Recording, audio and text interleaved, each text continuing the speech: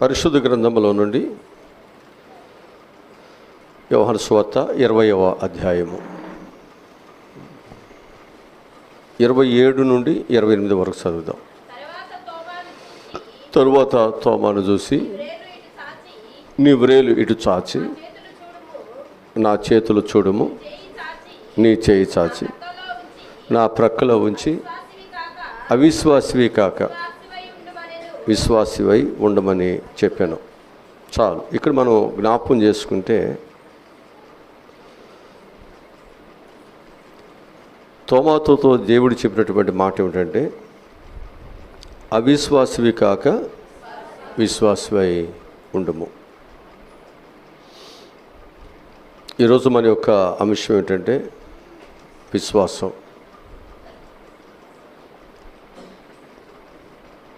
తోమలో కానీ మనలో కానీ నేటి దినాల్లో ఎలాంటి విశ్వాసం కలిగి ఉండాలి, యేసుప్రభు వారు కోరుకుంటున్నారు అనేటువంటి దాని విషయాల్లో మన వాక్యాలను కొన్ని మాటలు నేర్చుకుందాం.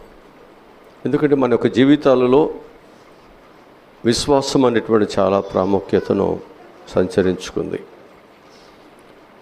మొదటి మాటగా మనం జ్ఞాపకం చేసుకుంటే, ఆవగింజంత విశ్వాసము మనుషులకు కావాలి.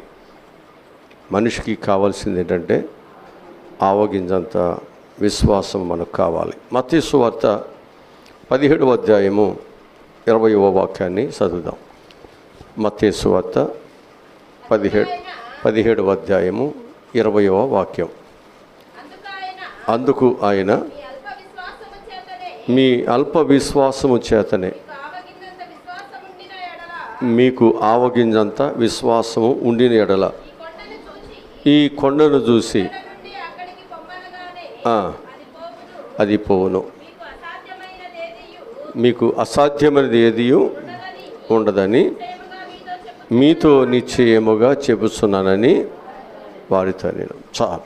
ఇక్కడ మనం జ్ఞాపకం చేసుకున్నట్లయితే, యేసుప్రభు వారు అక్కడ ఉన్నటువంటి ప్రజలను చూస్తూ ఎంత విశ్వాసాన్ని దేవుడు కోరుతున్నాడు అంటే ఆవగింజంత విశ్వాసం. ఈరోజు మనము అనేక సంవత్సరాలుగా రక్షించబడి ప్రభు పిల్లలుగా కొనసాగుతున్నాం. మనము ఎంత సంపాదిస్తున్నాం అంటే కనీసం ఆవగింజంత కూడా మనం సంపాదించలేకపోతున్నాం. మనం ఇళ్ళు సంపాదిస్తున్నాం, ఉద్యోగాలు సంపాదిస్తున్నాం, భూములు సంపాదిస్తున్నాం, పొలాలు సంపాదిస్తున్నాం, బంగారాలు సంపాదిస్తున్నాం, అనేకమైనటువంటి వాటిని అయితే సంపాదిస్తున్నాం. కానీ ప్రభు దగ్గరకు వచ్చేసరికి ఏం సంపాదించట్లేదు? ఆవగింజంత విశ్వాసాన్ని అంటే మనం ఎంత బలహీనముగా, ఎంత అల్పమైన వారుగా, దైవ పట్ల, దైవ సన్నిధి పట్ల ఎంత నిర్లక్ష్యం కలిగిన వారుగా మనం చూడండి. రక్షణ పొందుతున్నాం, దైవ సన్నిధికి వస్తున్నాం. దేవుని పిల్లలుగా మనలో ఉండవలసినటువంటి విశ్వాసత ప్రభు కొండంతో ఏదో పెద్దది ఆయన ఏం కోరట్ల. మనకి ఆయన కోరే విశ్వాసం ఎంత అంటే ఆవగింజంత. అంత విశ్వాసం ఉంటే, అంత విశ్వాసతను కానీ మన భక్తి భావాలతో సంపాదించుకుంటే ఈ కొండ వెళ్ళి అంత దూరం పడమంటే పడుతుందని వాడితో చెబుతున్నాడు ప్రభువారు. అంటే నీ సమస్యలు ఎలాంటివైనా నీ విశ్వాసము ద్వారా వాటిని పారద్రోలవచ్చు. నీ భర్తను కానీ, నీ కుటుంబాన్ని కానీ, నీ అవసరతలు కానీ, నీ లేము కానీ, నీకు ఏదైతే ఉందో అవన్నీ తీర్చుకోవచ్చు. మనం ఆ విశ్వాసతను మనము ప్రభు దగ్గర మనం ఏం చేయలేకపోతున్నాం అంటే సంపాదించలేకపోతున్నాం.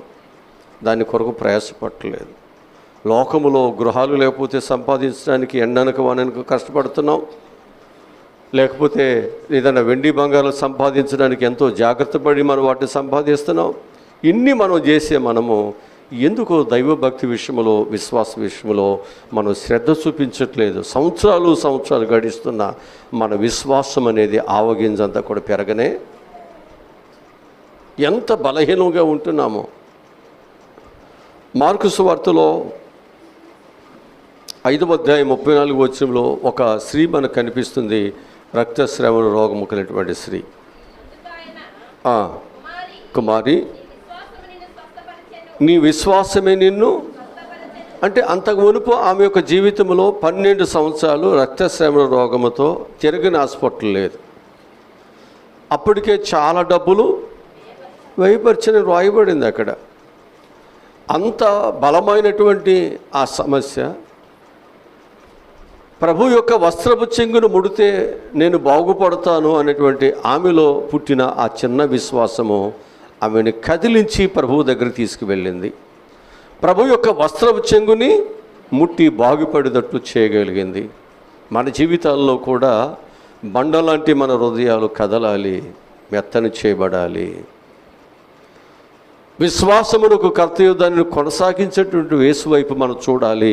నీ కష్టాలు యేసు ప్రభువులో తీర్చబడతాయి, నీ వ్యాధులు యేసు ప్రభువులోనే మట్టుమయమవుతాయి, నీ కన్నీరు యేసు ప్రభువులోనే తోడబడుతుంది. నీకున్నటువంటి సమస్య ఏదైనప్పుడు కూడా యేసు ప్రభు వారి దానిని తీసివేయగలుగుతాడు అన్నటువంటిది మనలో కలవాలి. విశ్వాసుల్లో మనలోనే ఆ విశ్వాసం కలిగి ఉండాలి. మనలోనే ఆ విశ్వాసం లేకపోతే ఎవరికి మనం ఆ విశ్వాసం గురించి చెప్పగలం? ఎవరికి ఆ విశ్వాసమును గురించి, విశ్వాసములు బలహీనమైనటువంటి వారిని బలపరచగలం?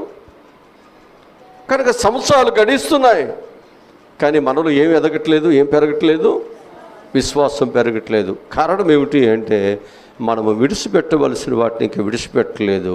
ప్రభువులు మనం పొందుకోవలసినటువంటి విశ్వాసం మీద మనం దృష్టి పెట్టలేదు. ఇది మన బలహీనత. ప్రభు దగ్గరికి వస్తున్నా మన దృష్టి, మన మనసు ఏమిటంటే వస్త్రాలు లేవనో, ఆహారం లేదనో, ఇల్లు లేదనో, ఆరోగ్యం లేదనో, కుటుంబంలో శాంతి లేదనో, సమాధానం లేదనో, అవి లేదనో, ఇవి లేదనో, ఎప్పుడు కూడా ఇవే మన జీవితం అంతా. ఇవే మన ప్రభు దగ్గర ఆశించేది. ప్రభువుకు తెలియదా మనకు ఏమి ఇవ్వాలో, ఏం చేయాలో? నువ్వు అడగక మునిపే ప్రభు నీకు అన్నీ ఇచ్చాడే. భూమిని, ఆకాశము, సూర్య చంద్ర నక్షత్రములను. నీకు వెండి కావాలో, బంగారం కావాలో, నీకు గ్యాస్ కావాలో, పెట్రోల్ కావాలో, కిరోసిన్ కావాలో, ట్రైన్లు కావాలో, నీకేమేమి కావాలో అన్నీ దేవుడిచ్చినాయి కదా. ఇవన్నీ నీకు తెలుసా? ఇవన్నీ అవసరమని, అసలు నీకు ఇవన్నీ అవసరమని నీకు తెలియక మునిపేవని ప్రభు నీ కొరకు సిద్ధపరిచాడు. మరి ఇంత మంచి దేవుని దగ్గర మనం చాలాసార్లు మనం బెంగపడుతున్నాం. అది లేదు, ఇది లేదని బెగలపడుతున్నాం, ఏడుస్తున్నాం. కానీ ఉత్తమమైనది, అవసరమైన దానిని మనం ఇంకా గుర్తించట్లేదు. ప్రభు దగ్గర ఉత్తమమైన దాన్ని మనం గుర్తించట్లేదు. మనం ఎలా ఉంటున్నామంటే విశ్వాసం కలిగిన వారుగా ఏదో మనం చెప్పుకుంటున్నాము, కానీ ఆ విశ్వాసత మాత్రము దేవుని పిల్లలుగా మనలో మనం చూడలేకపోతున్నాం, లేక పొందుకోలేకపోతున్నాం, లేక అనేకులకు మనం పొందుకున్న విశ్వాసతను వారు చూపించలేకపోతున్నాం. ఈమెలో ఉన్న విశ్వాసాన్ని చూపించింది అక్కడ ప్రభు. ఆమెలో ఉన్న విశ్వాసాన్ని ప్రభు గుర్తించాడు. ఆ విశ్వాసాన్ని గురించి ప్రభు అక్కడ మాట్లాడుతున్నాడు అందరి మధ్య. అక్కడ జనసమూహము ప్రభు దగ్గరికి వచ్చారు. ఇసుకెత్తే రాలినటువంటి జనంగా అక్కడ ఉన్నారు. యేసుప్రభు వారు అడుగుతున్నారు, ఎవరు నా వస్త్రం చెంగుని ముట్టారయ్యా? నాలో నుంచి ప్రభావము వెళ్ళిపోయిందంటే శిష్యులు అంటున్నారు, ఇంతమంది జనాంగంలో అనేక మంది పడుతున్నారు, ఎవరైనా చెప్పగలమయ్యా? ఆ వ్యక్తి ఎవరు? అక్కడున్న స్త్రీ చెప్పగలిగింది అక్కడ, అయ్యా ఆ వస్త్రపు చెంగుని ముట్టిన నేనేనయ్యా. ఆ విశ్వాసం చూడండి. ఆయన వస్త్రపు చెంగుని ముడితేనే బాగుపడతామో అని చెప్పేసినటువంటి విశ్వాసము, ఆమె బాగు చేయబడితే అనేక సంవత్సరాలు మనం దేవుని దగ్గరికి వస్తున్నాం. అనేక సంవత్సరాలు ప్రభు యొక్క శరీరంలో, రక్తంలో పాలుభాగం వాక్యమును వింటున్నాం. వాక్యము నిన్ను స్వస్థపరిచేదని బైబిల్ చెప్తుంది. ఈ వాక్యము నీ బాధలన్నింటిలో నుండి నీకు విడుదలను ఇచ్చేదని వాక్యం చెప్తుంటుంది. మరి అనేక పర్యాయములు ఈ వాక్యం మీద మనకు ధ్యాస ఉండలేదు, శ్రద్ధ ఉండలేదు. మనకి వాక్యానికంటే ఎక్కువగా స్వస్థత సభలో స్వస్థత కూడికలు ఏవో పెడితే వాటికి పరిగెత్తుతున్నాం. అంటే నీకు స్వస్థత మీద ఉన్నటువంటి ధ్యాస నేను బ్రతికించే దేవుని వాక్యం మీద లేదు, దైవ సన్నిధి మీద లేదు. నీ అవసరతల మీద, నీ కష్టాల మీద ఉన్నటువంటి ధ్యాస దేవుని దగ్గర నేను విశ్వాసుని కాబట్టి ఆయన దగ్గర నేను విశ్వాసతని సంపాదించుకున్నటువంటి శ్రద్ధ మనకు లేదు.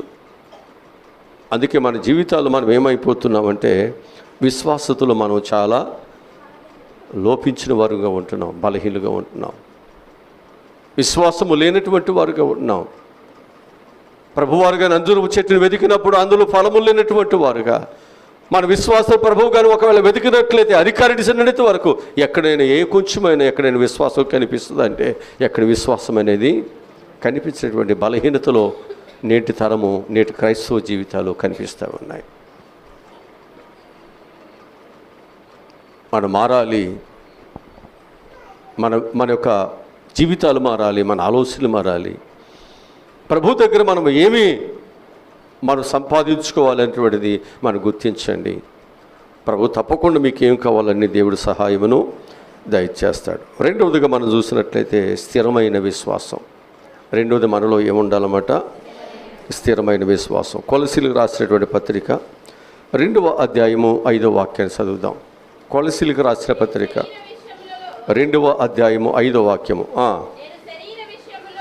నేను శరీర విషయములో దూరముగా ఉన్నను, ఆత్మ విషయములో మీతో కూడా ఉండి మీ యోగ్యమైన ప్రవర్తనను క్రీస్తునందలి మీ స్థిర విశ్వాసమును చూసి ఆనందించుచున్నాను. చాలు. సంఘముకు ఉన్నటువంటి స్థిర విశ్వాసాన్ని ఎవరు చూస్తున్నారు? పౌలు చూస్తున్నాడంటే అక్కడ పౌలు చెబుతున్నాడు, నేను మీకు దూరముగా నేను ఉన్నప్పటికీ కూడా ఆత్మ మాత్రం మీకు ఎప్పుడు కూడా దగ్గరగానే ఉంటుంది. నేను శారీరకముగా నేను దూరముగా నేను ఉన్నాను, కానీ ఆత్మ ఇప్పుడు మీ దగ్గరే ఉంది. మీలో ఉన్నటువంటి ఆ మంచి ప్రవక్తను, ఆ యోగ్యమైన ఆ మంచి ప్రవక్తని చూసినప్పుడు, ఆ క్రీస్తు యేసునందరి మీకున్న స్థిర విశ్వాసమును నేను చూసినప్పుడు నేను ఎంతో హల్లెలూయా. కష్టపడుతున్నటువంటి వారు, సేవకులు సంఘములో ఏం చూడాలని ఆశపడతారంటే ఒక స్థిరమైన విశ్వాసం. అల్ప విశ్వాసులాగా ఉండొద్దు. ఎక్కడో ఒక అడుగు అక్కడో ఒక అడుగు, ఎక్కడో ఏదో దొరుకుతుందంటే పరిగెత్తడం, ఎక్కడో ఏదో దొరుకుతుందంటే మనం ఆతృతపడటం. ప్రభు అయిన యేసుక్రీస్తు వారు సర్వంతర్యమైన దేవుడు. విశ్వంలో అన్ని ప్రాంతాలలో ఆయన ఏకరీతిగా ఒకే కాలంలో ఉండేటువంటి వాడు. ఇక్కడ ఉన్నటువంటి దేవుడు, ఇక్కడ నిన్ను చూస్తున్న దేవుడు అక్కడ నిన్ను చూడ్డా, అక్కడ కూడా దేవుడే నిన్ను చూసేది. అక్కడ కూడా అదే కన్నులు ఉన్నాయి. నీ జీవితంలో నీ విశ్వాసతను బట్టే దేవుడు నిన్ను బాగు చేస్తాడని వాక్యం చెబుతున్నప్పుడు, నీ విశ్వాసము లేనటువంటి నీ ప్రవక్తన నీవు ఎన్ని విధాలుగా ప్రయత్నం చేస్తున్నప్పుడు కూడా నీకు దేవుని నుండి ఏ సహాయము దొరకదు, నీకు శూన్యము తప్ప. అందుకే ఆ సంఘానికి ఉన్నటువంటిది ఎలాంటిది అని పౌలు చెబుతున్నాడు అంటే, వారిలో స్థిరమైనటువంటి విశ్వాసాన్ని ఆయన చూసి ఆనందిస్తున్నట్లుగా ప్రభు కూడా మనలో ఉన్న స్థిరమైన విశ్వాసాన్ని ప్రభు కూడా చూడాలి, చూసి ఏం చేయాలంట? ఆనందించాలి. అలాంటి విశ్వాసులుగా, అలాంటి పిల్లలుగా, ప్రభు పిల్లలుగా మనం ఎదగాలి. మనల్ని చూసి ప్రభు ఆనందించేటట్లుగా మనం ఎదగాలి. వాక్యములున్నాయి, చక్కటి మాటలు ఇక్కడ కొలసీ సంఘంలో గురించి అపోస్తలుడు పౌలు చాలా స్పష్టంగా చెబుతున్నాడు. వారిలో ఉన్న స్థిరమైన విశ్వాసము మనలో కూడా ఏముండాలి? స్థిరము అంటే మరో కదలని వారు ఎప్పటికీ అక్కడే ఉండేవారు. స్థిరము అంటే ఇంటి వలె కట్టబడిన వారు, పునాదులు కలిగినటువంటి వారు. స్థిరము అంటే ఒక చెట్టు యొక్క వేరుగాని లోతుగా పారినటువంటి వారు, స్థిరమైన వారు, స్థిరులను కదలిన వారును ఎప్పటికీ ఆసక్తి కలిగిన వారై మనం దేవుని పట్ల ఉండాలి. అలాంటి ఒక విశ్వాసత మన యొక్క జీవితాల్లో మనకు చాలా అవసరమై ఉంది అనేటువంటి విషయాన్ని ఇక్కడ మనకు తోమా నుండి ప్రభు నేర్పిస్తున్న పాఠముగా మనం చూస్తున్నాం. యేసుక్రీస్తు వారితో వారు 3.5 సంవత్సరాలు తిరుగుతున్నారు, కానీ వారిలో ఏమీ లేదు, విశ్వాసము లేదు. యేసు ప్రభు వారి దగ్గరికి అనేక మంది, వేల మంది వచ్చారు, కానీ వారిలో ఏమీ లేదు, విశ్వాసము లేదు, స్థిరమైన విశ్వాసం లేదు. వారు ఏదో అవసరతలు తీర్చుకోవటానికి వచ్చారు. అవసరతలు తీర్చబడిన తర్వాత మరలా వారి లోకములో వారి పనుల్లో వారు పడిపోతున్నారు. అలాగే ఎవరినైతే శిష్యులుగా దేవుడు ఏర్పాటు చేసుకున్నారో వారు కూడా అదే ప్రవర్తనలో ఉన్నారు. వారందరూ కూడా రక్షణ పొందకపోయినా వారు వారి యొక్క పనులు అయిపోయినాయి, వారు వారి స్వస్థతలు అయిపోయినాయి, వారు వారి కుటుంబం యొక్క మేలులు పొందుకున్నారు. వారు ఎవరి దారి వారు వెళ్ళిపోతున్నారు. యేసుప్రభువు వారు అడుగుతున్నారు, 10 మంది కుష్ఠరోగులు వచ్చారయ్యా, బాగుపడ్డారు కదా, నువ్వు ఒక్కడే వచ్చావండి, మిగతా వాడు 90 ఎక్కడ ఉన్నారు? ఏమో తెలియదయ్యా.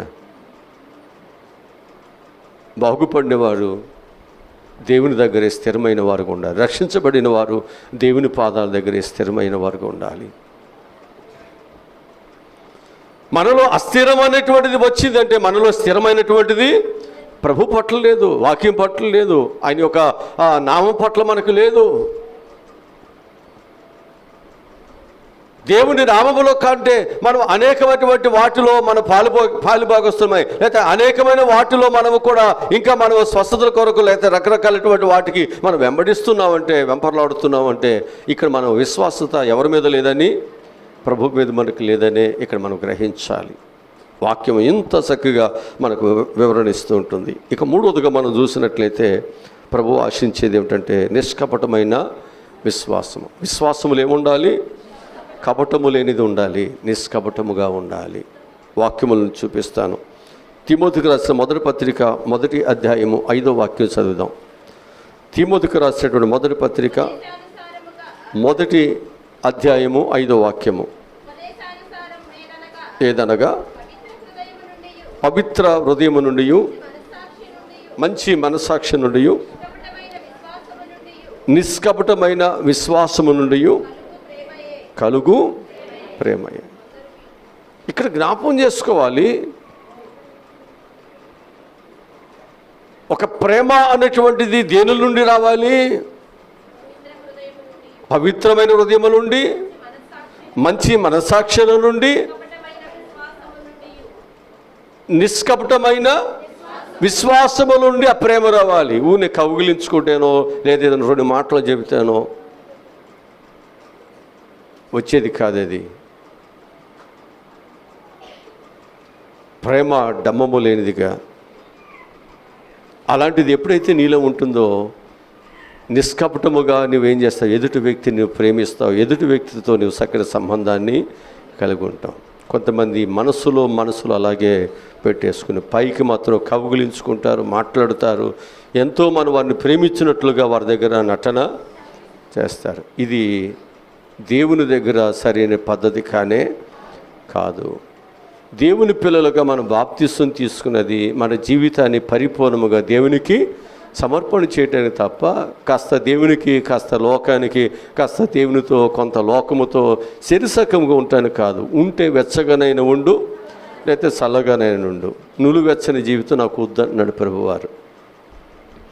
ఇలాంటి జీవితము కలిగినటువంటి మనము ప్రభువుకు అవసరం లేదని చెప్తున్నాడు. మనం ప్రభు దగ్గరికి వచ్చింది దేనికంటే మనం ప్రభువులో విశ్వాసులకు బ్రతకటానికి వచ్చాం. ఆ విశ్వాసులు బ్రతకటానికి మనం ఏం చేసామంటే కొన్ని దినాలు ప్రభు పాదాల దగ్గర చేరి గత కాలంలో మన యొక్క దోషాలు, పాపాలు ఏమవుతుండే వాటిని నువ్వు ఏం చేసాం? ప్రభు దగ్గర ఒప్పుకున్నాం, విడిచిపెట్టాం, తప్పు చేసామని చెప్పి వాటి నుంచి విడుదల పొందాం. తర్వాత కూడా అదే పాపాలు, అదే పరిస్థితి మరలా మనం కంటిన్యూ చేస్తున్నామంటే, మళ్ళీ వాటి వెంట మనం వెళుతున్నామంటే మనలో విశ్వాసం ఉండటేనా? అందుకే విశ్వాసము లేని కుక్క, లేకపోతే విశ్వాసము లేని మనిషి, మనలో ఏమి లేదనమాట, విశ్వాసము లేదు. ఈ విశ్వాసము లేనటువంటి ఈ జీవితాలను ప్రభు ఏం చేస్తున్నాడు అంటే ఆయన ఇష్టపడట్లేదు. ఈ విశ్వాసము లేనటువంటి తాను యేసుప్రభు వారు తిరిగి లేచాడు అని చెప్పిన తోటి సహచరులు చెప్పిన తను నమ్మట్లేదు తోమ. ఆయన ఏమంటాడంటే ఆయన గాయములలో వేడిపెట్టాడు. అంత మునుపు చెప్పాను, తోమ సహవాసములో లేకపోవడం బట్టి ఆయనకు వచ్చిన నష్టాలు. ఈరోజు ప్రభువారు ఆ గాయములలో వేలు పెట్టిన తర్వాత ఆయనతో మాట్లాడే మాట ఏమిటంటే అవిశ్వాసవి కాక విశ్వాసము కలిగి ఉండు. ఏ విశ్వాసము కలిగి ఉండాలో తోమాతో మాట్లాడిన దేవుడు ఈరోజు మనతో కూడా మాట్లాడుతున్నాడు. ఆ విశ్వాసం ఎంత, దాని పరిమాణం ఎంత విశ్వాసమును ప్రభువు కలిగి ఉండమన్నాడు.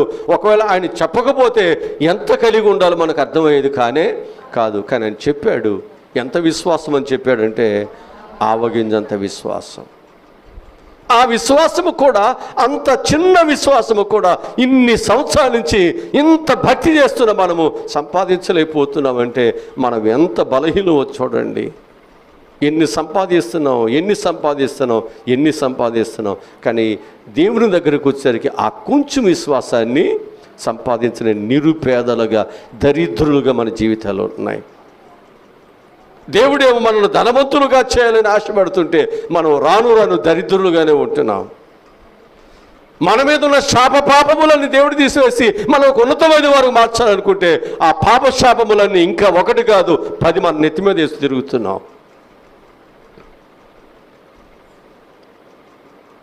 ఎంత దరిద్రంగా మన యొక్క జీవితాలు, మన విశ్వాసత, మన భక్తి కొనసాగుతుంటుందో. ఇక మూడవదిగా మనం ఇక్కడ చూసినట్లయితే నిష్కపటమైన విశ్వాసము. యెహోషువ కాలేబుల గురించి మనం మాట్లాడుకుంటే, ఆనాడు ఉంటున్న ప్రజలందరూ కూడా తినటానికి, త్రాగటానికి, రకరకాలైన వాటికి వారు ప్రాధాన్యతనిచ్చి, ఏది తగ్గితే వారు దాని విషయంలో ప్రభు పట్ల వారు నేరారోపణ చేసి సనుగుతూ గొనుగుతూ నాయకుడిని నిందిస్తూ, దైవజనులను నిందిస్తూ వారి జీవితాలు కొనసాగుతున్నాయి. కానీ యెహోషువ కాలేబులు మాత్రం అలాంటి స్థితి లేదు. ఆ తరం వారిలో, విశ్వాసతలో సాగినటువంటి వారిలో, వాగ్దాన దేశాన్ని స్వతంత్రించుకున్నటువంటి వరుసలో ఎవరు ఉన్నారు అంటే స్థిరమైన వారుగా యెహోషువ కాలేబులు. వారిలోనే నిష్కపటమైన విశ్వాసం, వారిలో కపటము లేదు. ప్రభు కొరకు చక్కని విశ్వాసత కలిగి వారు ముందుకి సాగిపోతున్నారు. మనము కూడా అలాంటి విశ్వాసత కలిగి మనం భక్తి చేస్తే దేవుడు మనకు ఏదైతే ఇస్తానన్నాడు అది ఇస్తాడు. స్వస్థతలేని ఇస్తాడు, వాగ్దానం చేసిన దేవుడు మనకు అనుగ్రహిస్తాడు. ఆయన ఎప్పుడు మనం త్రోసివేసేవాడు కాదు అనేటువంటి సంగతిని మీకు జ్ఞాపకం చేస్తుంటున్నాను. విశ్వాసము లేని దేవునికి ఇష్టులై ఉండుట అసాధ్యం. కనుక ఆ విశ్వాసమే లేకుండా మనం దేవుని పిల్లవని చెప్పుకుంటే, చెప్పండి, నిజంగా దేవుని పిల్లలు అయిపోతావా? మరి దేవుని పిల్లలే కదా పరలోక రాజ్యములు ఉండేది. మరి ఆయన పిల్లలుగా మనం లేకపోతే మన పరలోకానికి చేరగలుగుతామా? కనుక ఆ పరలోకానికి మనం చేరాలంటే మనలో ఏముండాలి? విశ్వాసం అనేది చాలా అవసరం. ఎంత విశ్వాసం ఉండాలి? 2 బిల్డింగులంతా విశ్వాసం ఉండాలా? ఒక 10 సెంట్లంతా విశ్వాసం ఉండాలా? చెప్పండి. 10 సెంట్లైనా, 2 బిల్డింగులైనా, 10 బిల్డింగులైనా సంపాదిస్తున్నాం. కానీ ఏం సంపాదించట్లా? విశ్వాసం సంపాదించదు. మనం ఇక్కడ ఎందుకు బాప్తీసాలు తీసుకుని ఏం సంపాదించుకోవడానికి వచ్చామో? భర్త మారాలి, డబ్బులన్నీ నా చేతులు పెట్టాలి, నేను మంచిగా ఆ డబ్బులన్నీ ఖర్చు చేసుకుని తిరగాలి. ఇక ఇదే మన బాధ. ఆయన ఎవరికి చూడకూడదు, తెల్లవారులు ఆయనకే చూడాలని. ఇది మన యొక్క విశ్వాసం. అంటే నీ స్వార్థం ఏమిటంటే నీ కుటుంబము, నీవు బాగుండాలి తప్ప దేవుని ఎదుట నీ విశ్వాసం ఎలా ఉండా పర్వాలేదు, నీ భక్తి ఎలా ఉండా పర్వాలేదు, నువ్వు ఎలా జీవిస్తున్నా పర్వాలేదు. అసలు దాని గురించి పట్టించుకో. ఏ కొంచెం నీ కుటుంబంలో బాధ వచ్చినా ఆ బాధ కొరకు ఏడుస్తావు, నెలలు ఏడుస్తావు. ఆ కష్టము కొరకు దేవుని దగ్గర ఏడుస్తావు. కానీ విశ్వాసములు నేను తప్పిపోయానే, విశ్వాసతలో పడిపోయానే, విశ్వాసతకు వ్యతిరేకమైనటువంటి కార్యాలు నేను చేస్తున్నానే చింత, బాధ మనకు లేదు. దావీదు చింతపడ్డాడు, బాధపడ్డాడు. దైవ సన్నిధి నుంచి త్రోసేస్తే, పరిశుద్ధాత్మ నాయనుడు తీసేస్తే నేనేమైపోతానో అనేటువంటిది ఆయనలో ఒక భయము కలిగి మంచాను పడి ఏడ్చాడు కదా, ఏడ్చాడు. లోకములో అనేకమైన పరిస్థితుల కొరకైతే మంచాను పడి ఏడుస్తున్నాం. కానీ విశ్వాసత విషయంలో అయితే చీమ కుట్టినట్టు కూడా మనకి ఎక్కడ ఉండట్లేదు. అంత మనము ఏమైపోయామంటే విశ్వాసహీనులుగా మన యొక్క జీవితాలు వెళ్ళిపోతున్నాయి. 4వదిగా మనం చూసినట్లయితే మన విశ్వాసం ఎలా ఉండాలి? లోపము లేనిదిగా ఉండాలి. 4వ విశ్వాసం ఏంటంటే లోపము లేని విశ్వాసం. తీతుకు రాసిన పత్రిక 2వ అధ్యాయం 2వ వచనం చదవండి. తీతుకు రాసిన పత్రిక 2వ అధ్యాయం 2వ వచనం.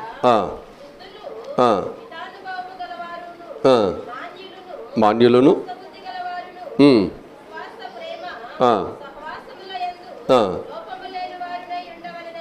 ఎవరు అంటే ఈ ముసలోళ్ళకే సరైనది లేదంటే ఇక కుర్రోళ్ళ సంగతి ఇంకే ఉందా? వాళ్ళు ఆపగలవా చెప్పండి? ఈ ముసలోళ్ళకే ఇంకా సరిగ్గా వారికి కంట్రోల్లో లేనప్పుడు,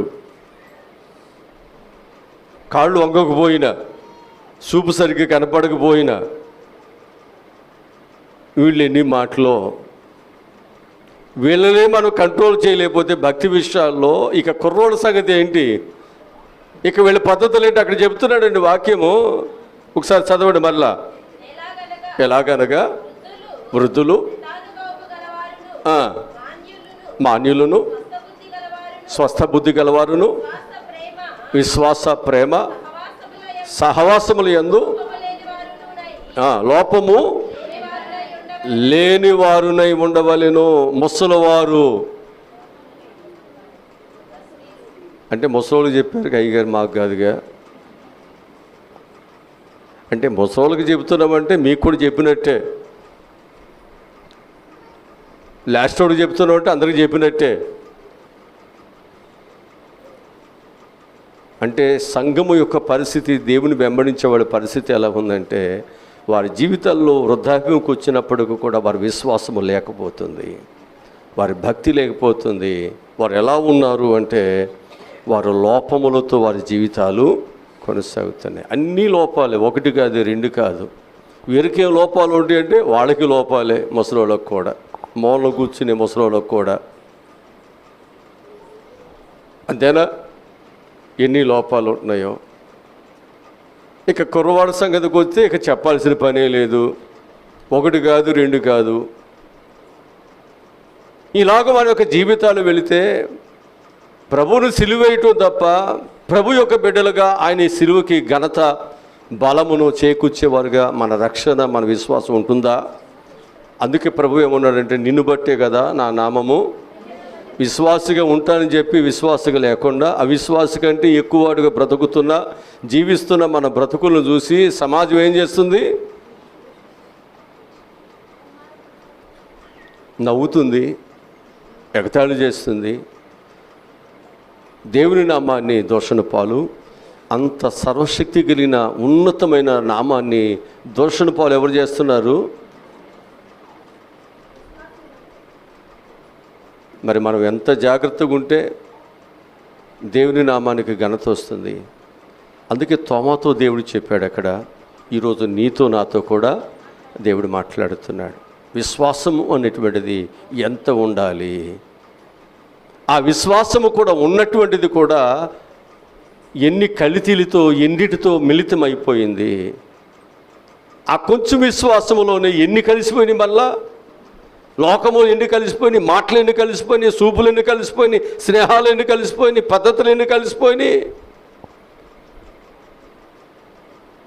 ఉన్న విశ్వాసమే కొంచెం అనుకుంటే దానిలో పాలు కొంచెం నీళ్ళు ఎక్కువ అన్నట్టు. మనిషి యొక్క జీవితము చాలా విశ్వాసములో ఆ కొంచెం విశ్వాసము లేక దేవుడు బాధపడుతుంటే, ఆ ఉన్న విశ్వాసము కూడా ఎలా ఉందంట? ఎన్నెన్నో లోపాలు. ఒకటి కాదండి, ఒక్క లోపం అయితే పోనీ అడ్జస్ట్మెంట్ ఉంటుంది. ఎన్ని లోపాలు, ఎన్ని లోపాలు, ఎన్ని లోపాలు. అందుకే దేవుడు ఈ లోపాల గురించి చెప్పుకుంటూ, ఇలాంటి లోపాలు ఉంటే కన్ను అభ్యంతరం ఉంటే కన్ను తీసేసుకో, ఒక చెయ్యి అభ్యంతరం ఉంటే చెయ్యి తీసేసుకో. రెండు ఉండి నరకానికి వెళ్ళే కంటే ఒకటి లేకపోయినా ఆ నరకం నుండి తప్పించబడి పరలోకానికి వెళ్ళొచ్చు కదని చెప్పాడు. అంతేగాని కన్ను తీసేసుకో, చెయ్యి తీసేసుకోమని కాదు. అర్థమవుతుందో చెప్పే వాక్యం అని కాదు. కనుక ఈ లోపాలతో ఒకవేళ నరకంలోకి వెళ్ళే కంటే ఒకటి తీసేసుకుంటూ మంచిది కదా అని ప్రభు చెప్తున్నాడు. అంతే వాక్యం చెప్తుంది.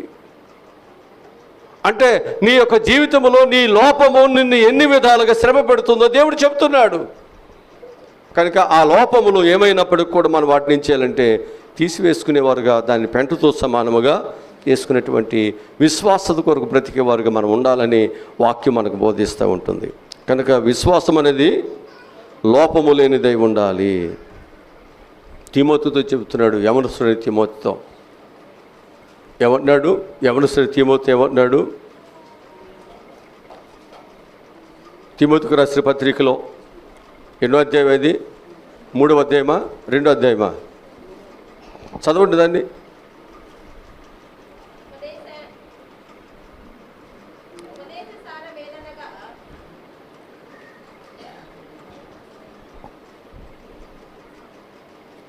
ఆయన భక్తి విషయాల్లో ఆ యవనస్తులతో మాట్లాడుతున్నాడు కదండి పౌలు.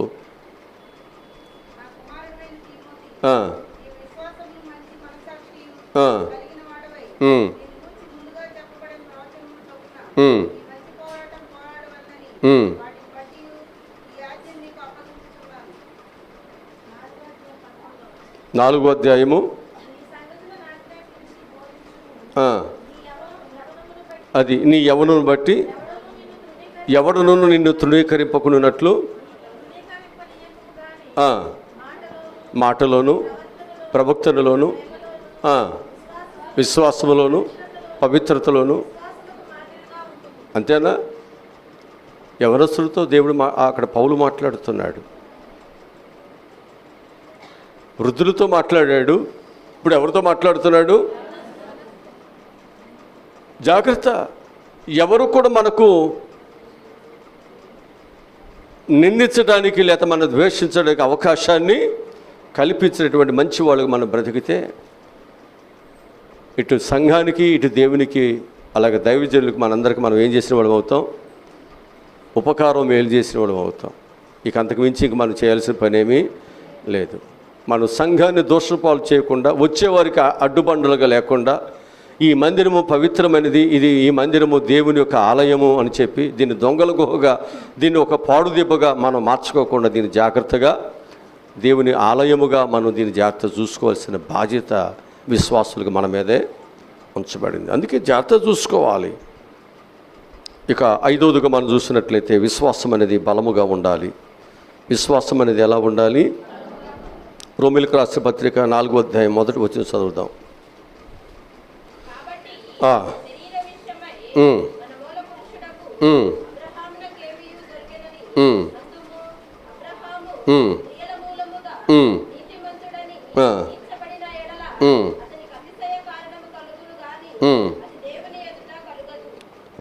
ఇక్కడ మనము అబ్రహాముకి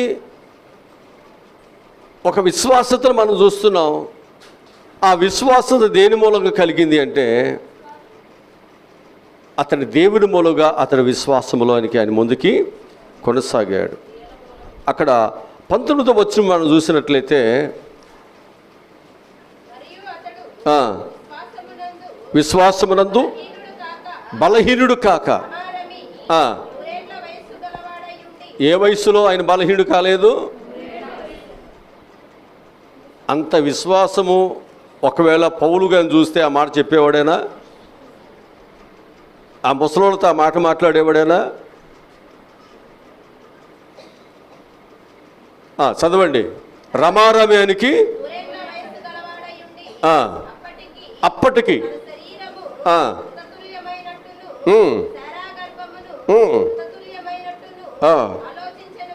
ఆలోచించును కానీ అవిశ్వాసం వలన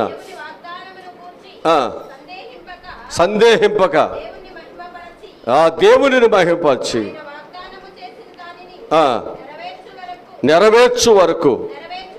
నెరవేర్చుటకు రూఢిగా విశ్వసించి విశ్వాసం వలన ఏం పొందాడు అంటే రూఢిగా నమ్మినప్పుడు మనకేమొస్తుంది?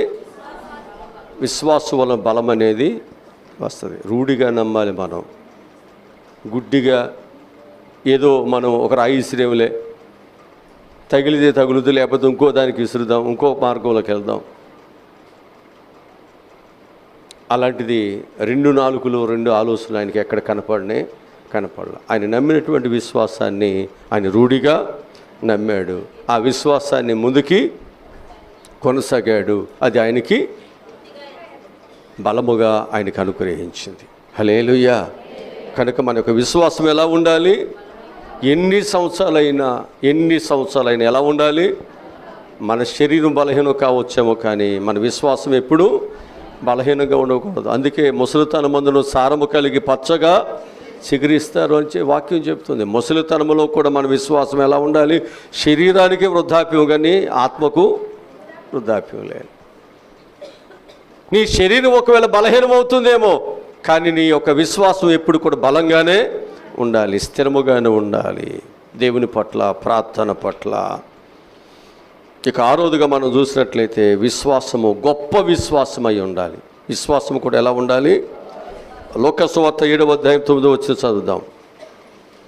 7:9. అతని గూర్చి ఆశ్చర్యపడి. ఎవరిని చూసి ఆశ్చర్యపోయాడు దేవుడు? శతాధిపతిని చూసి. అలాగనే మత్తయి సువార్త 15వ అధ్యాయం 8వ వచనంలో కనాను స్త్రీని చూసి, ఆమె యొక్క విశ్వాసం చూసి దేవుడు ఏమైపోయాడు? ఆశ్చర్యపోయాడు. ఇలాంటి విశ్వాసము మీలో నేను కనుగొందను. నేను చూడగలనా? కనుగొందనా? కనుక విశ్వాసము అనేటువంటిది ఎలా ఉండాలి అంటే స్థిరముగా ఉండాలి. కష్టములు వచ్చినా, బాధలు వచ్చినా, ఉపద్రవాలు ఎదురవుతున్నా మనకు దేవుని మీద మనకు ఏ విశ్వాసం అవుతుందో ఆ విశ్వాసం స్థిరంగానే ఉంటే దేవుడి కార్యాలు మన పట్ల దేవుడు జరిగిస్తాడు. దానిని ఏమంటారు? గొప్ప విశ్వాసము. 7వదిగా మనం చూసినట్లయితే దేవునికి ఇష్టమైన విశ్వాసం. చివరిగా 7వదిగా మనం చూస్తే దేవునికి ఇష్టమైన విశ్వాసం. హెబ్రీయులకు రాసిన పత్రిక 11వ అధ్యాయము 6వ వచనం చదువుదాం. విశ్వాసము లేకుండా దేవునికి ఇష్టలై ఉండుట అసాధ్యం. చాలు. విశ్వాసము లేకుండా దేవునికి ఇష్టలై ఉండుట అసాధ్యం. 5వ వచనం చదవండి. ఎవరు విశ్వాసంగా ఉన్నారో అక్కడ చెప్పారు. అక్కడ విశ్వాసమును బట్టి హానోకు మరణము చూడకున్నట్లు కొనుపోబడెను. దేవునికి ఇష్టుడై ఉండెనని సాక్ష్యము పొందాను. హల్లెలూయా. ఈరోజు మన యొక్క విశ్వాసము ఒక సాక్ష్యాన్ని పొందేదిగా ఉండాలి. పలానా వాళ్ళు మంచి విశ్వాసులండి, పలానా సంఘస్థులు మంచి విశ్వాసులండి. రావాలా? పలానా కొట్లో మంచి కూరగాయలు ఉంటాయండి, పలానా కొట్లో మంచి బంగారం ఉంటుందండి, పలానా కొట్లో మంచి వస్త్రాలు ఉంటాయండి, మంచి నాణ్యత కలిగి. పలానా సంఘములో ఉన్నటువంటి యవనస్తుల్ని పెళ్లి చేసుకోవచ్చండి కళ్ళు మోసుకుని పాస్ట్గా చెప్పంగానే. నాణ్యత కలిగిన వారండి, ప్రార్థనాపరులండి, మంచి జీవితం కలిగిన వాళ్ళండి, లోపం లేని వారండి.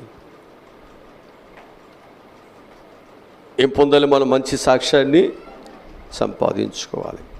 కనుక ఈ మంచి సాక్ష్యాన్ని, దేవునికి ఇష్టమైనటువంటి విశ్వాసతను ఎవరిలో ఉంది? హానోకులో కనిపిస్తుంది. హల్లెలూయా. మనము కూడా మరణానికి ముందు దేవునికి ఇష్టమైన విశ్వాసులుగా జీవించుదాం. ఇక మరణం తర్వాత ఇంకేమీ లేదు.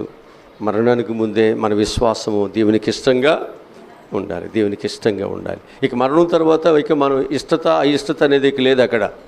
ఇక మనం చేయటానికి ఏముంది అక్కడ? పాపం చేయడానికి ఏమీ లేదు కదా.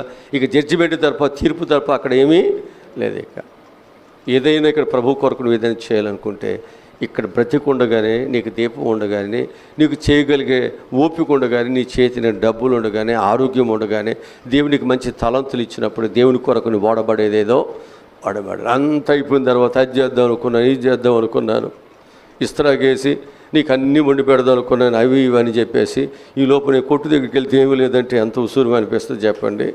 ఆ మాటలను చెప్పేది ఎందుకు ఉండదు, ఏది పెట్టేదానికి. కనుక మనం నోరు ఊరిచ్చేటట్లుగా ఏదో చేస్తామని, చేయలేకపోయినా చేస్తామని మనం అక్కడ చెప్పుకోవటం తప్ప.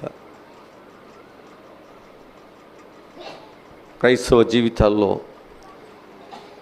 విశ్వాసాన్ని దేవుడు చూస్తున్నాడు. ఆవగింజంత విశ్వాసము, స్థిరమైన విశ్వాసము, నిష్కపటమైన విశ్వాసము, లోపము లేని విశ్వాసము, బలమైన విశ్వాసము, గొప్ప విశ్వాసము, దేవునికి ఇష్టమైన విశ్వాసం దేవుడు చూస్తున్నాడు. ఈ విశ్వాసతను మనం సంపాదించుకోవటానికి దేవుని పిల్లలుగా మనం ముందుకు సాగిపోదాం. అలాంటి భాగ్యము దేవుడు మనకు అనుగ్రహించునుగాక. తలముచ్చండి. చిన్న ప్రార్థన. మా ప్రభువా రక్షకుడా, ఈరోజు చెప్పినటువంటి ఈ శ్రేష్టమైన మాటలను చక్కగా మీరు దీవిస్తూ ఈ విశ్వాసమునైనా ఎవరిలైతే లోపిస్తుందో, ఇలాంటి విశ్వాసతనైనా ఎవరిలైతే ఇంకానైనా వారు సంపాదించుకోవటానికి నేను మనసు పెట్టలేకపోతున్నారో అయ్యా, వారందరూనైనా ఈ వాక్యము చేత మేలుకొని విశ్వాసతలోనికినైనా నీ బిడ్డలు బలముగా వారునైనా మరి నాటబడటానికి, విశ్వాసతలోనైనా బలం పొందుకోవడానికి మీరే సహాయములను దయచేయమని యేసు నామములో ఈ మనవులు ఈ ప్రార్థనలు అడిగి పొందుకుని ఉన్నాం తండ్రి. ఆమేన్.